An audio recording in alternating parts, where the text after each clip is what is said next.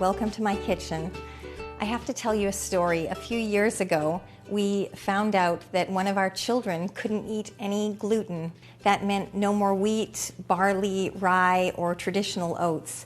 And we were always a family that enjoyed cooking and eating together. And it was really a challenge for us to find ways in which to recreate all of the things that we'd previously eaten so that they could be shared with our little guy who couldn't have gluten anymore.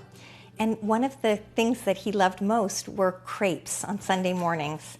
So we had to find a way to make these crepes again. And through many false starts and many crepes that fell apart before they reached the plate, we came up with a recipe that's not only better tasting, I think, than the traditional crepes, but actually more nutritious. And the children love it, and we all get to have our Sunday morning crepes. So I'm gonna show you how to make that today. And even if you're not gluten intolerant, you might actually choose to make these crepes for the nutritional value. So because I make these so frequently, I like to mix up a batch of the crepe mix beforehand and just store it in my pantry so that I have it ready. I have a box that says crepe mix on it just so I don't get mixed up with the other flours. And basically what we're gonna do is mix a few different kinds of flour together. They're all gluten-free flours. And the nice thing about this is that it adds structure where the gluten in traditional crepes kind of held them together. The mixing of these flours and the addition of a little bit of extra egg actually solves that problem.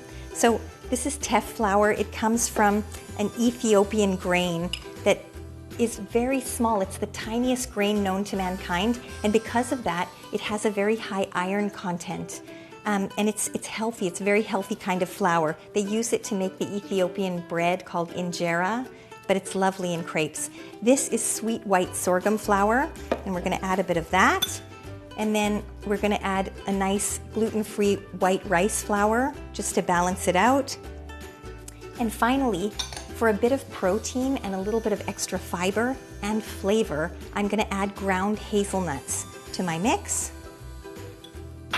And then the last thing we need to add is something called xanthan gum. It's actually a natural product, but what it does is it adds the elasticity that's missing when you have gluten-free anything. So most gluten-free items will contain a tiny bit of xanthan gum.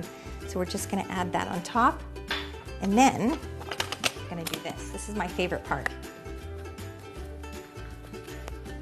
We're just gonna shake it up until it's all nicely mixed. And every time you cook these crepes, you're gonna wanna shake it again. I can already hear my little guys coming to try some. We'll let them have some in a little while. And what we're gonna do now is we're going to mix together all of our ingredients and make some crepes so that you can see how well they work. So I'm gonna preheat a flat crepe pan, and I'm just gonna turn that on kind of medium to medium low for it to get nice and warm. And this is the quick part. This is the part that you can do even on a weekday morning if you feel like you have 5 extra minutes and you wanna make something special for them other than cereal. I'm just gonna crack 3 eggs into a bowl.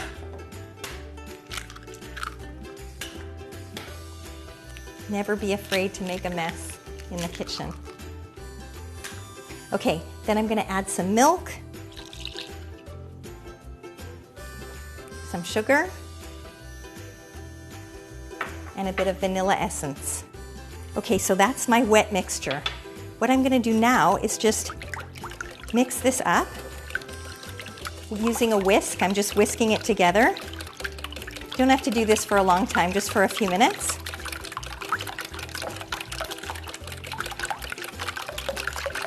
And then we're gonna measure out about 3/4 of a cup of our gluten-free crepe mix that we just made.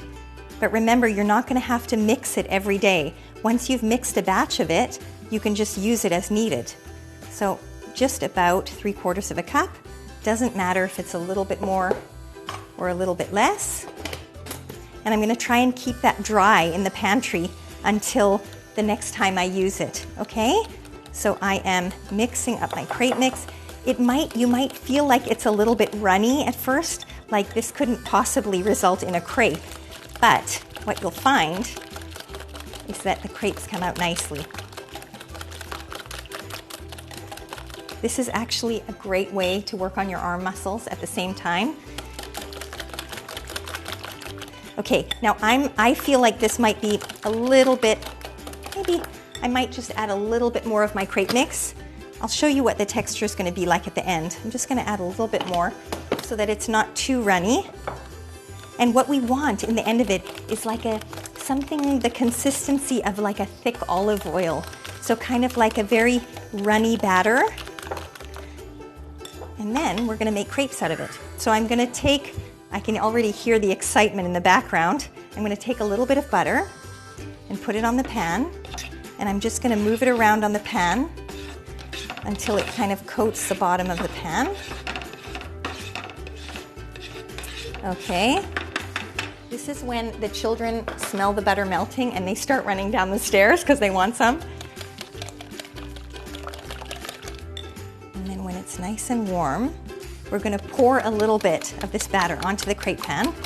I'm just going to wait 1 minute for it to get nice and warm. Okay. I'm hearing them chanting, "Mom's making crepes." I don't think you can hear that, but I can. Very gratifying as a mother.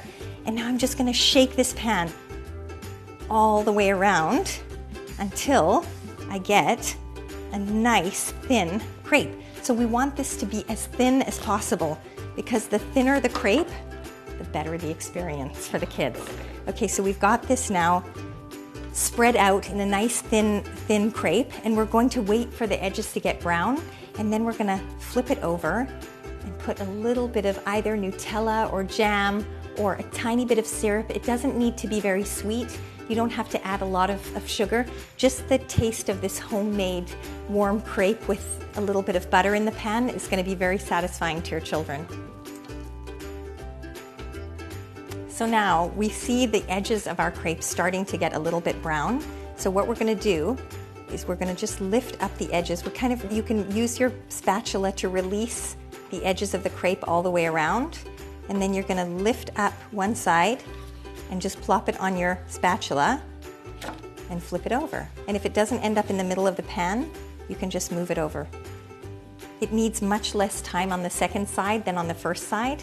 So you kind of start to see bubbles rising in the crepe, and then you know that it's cooked all the way through.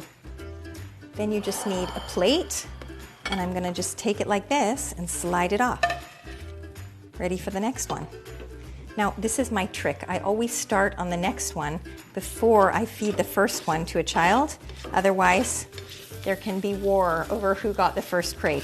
So always get at least 2 or 3 going so you can feed them each one while you're trying to make the next round.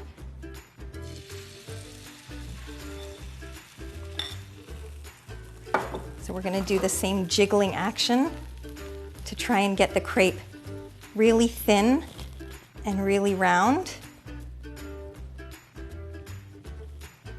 There we go. And we're going to let the edges of that get brown. And while we do that, we can dress this crepe. So my children love Nutella. And so we're going to use just a little bit, like about this much is enough. And we're going to flip this crepe over so they get the nice golden brown side on the outside. And we're going to make a little line of Nutella down the center. That's really all they need, is just a kind of a thin line of Nutella. Flip it in half, roll it up, cut, and serve on a plate. Tastes really good. Okay, I'm gonna get ready to flip this crepe, and in the meantime, got a little serving plate, and I'm just gonna stack these crepes on here. And then I'm going to, this one looks like it's getting brown around the edges, so I'm just going to lift up the corner and flip it. Leave it on for just another 30 seconds or so, just until we see the bubbles start to rise so we know the crepe is cooked. And then we can slide it off. There we go. So I'm just going to make up my second crepe so that nobody feels left out. And just a reminder, you don't have to use Nutella. You can serve these with maple syrup or jam. I've even made applesauce before and served that on the inside, and the kids love it. They're much healthier than traditional crepes because they have the teff flour and the ground hazelnuts in them, and they're just as delicious. So I hope your kids will enjoy them as much as mine do. Thanks for joining me.